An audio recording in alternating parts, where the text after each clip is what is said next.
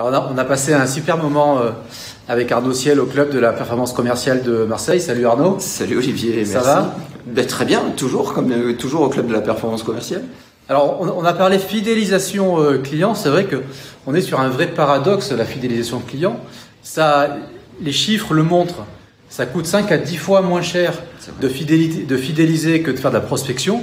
Et pour autant, toutes les boîtes le font pas, ou peu, ou mal. Et donc Arnaud, tu as voulu partager lors de cet atelier la méthode de la maison sur la fidélisation client. Alors oui, tu peux nous en dire un peu plus? Effectivement, c'est pas lié à ma solide expérience de maçon, mais c'est simplement une métaphore. Une maison, ça se construit comment? Ça se construit grosso modo en 3 blocs. Les fondations, les murs et le toit. Et il serait impossible, inimaginable de construire une maison en mettant le toit sans avoir posé les murs et d'essayer de poser des murs sans avoir posé de fondation. Ça ne marcherait pas. Il en est de même en fidélisation client. Les fondations en matière de fidélisation client, c'est quoi? C'est d'apporter 100% de sa promesse, de son positionnement. C'est-à-dire, est-ce que j'ai respecté 100% des engagements que j'avais pris au contrat qui me lie avec mon client. Et tu nous as parlé aussi sur la promesse, justement. C'est intéressant aussi de over-délivrer. Oui, et de under-promettre. Under-promettre et oui, over-délivrer. C'est ça, oui. Donc effectivement, il y a une expression anglo-saxonne qui dit under-promise, over-deliver.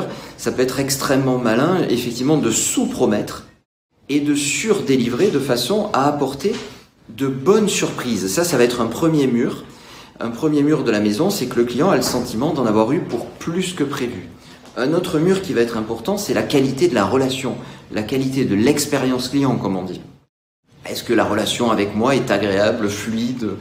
Pour prendre un exemple très concret, très opérationnel, est-ce que quand on cherche à me joindre, est-ce que c'est facile de me joindre? Est-ce que je retourne bien tous les appels?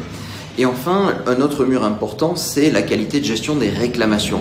Est-ce que quand un client est mécontent? J'avais adoré ton analogie avec les réclamations, avec les opportunités.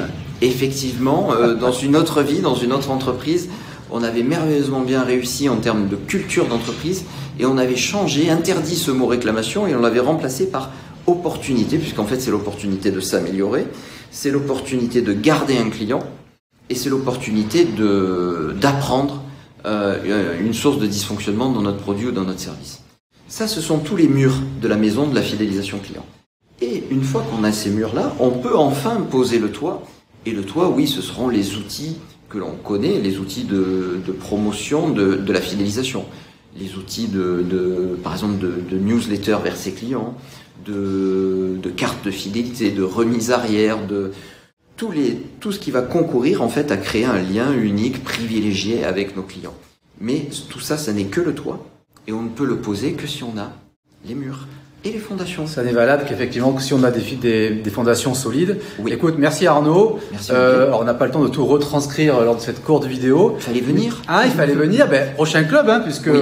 Tu repasses. Et puis je vous rappelle que les clubs de la performance commerciale, là vous en avez un par semaine sur la région d'Aix-Marseille, Aubagne, Martigues et le Pays d'Arles.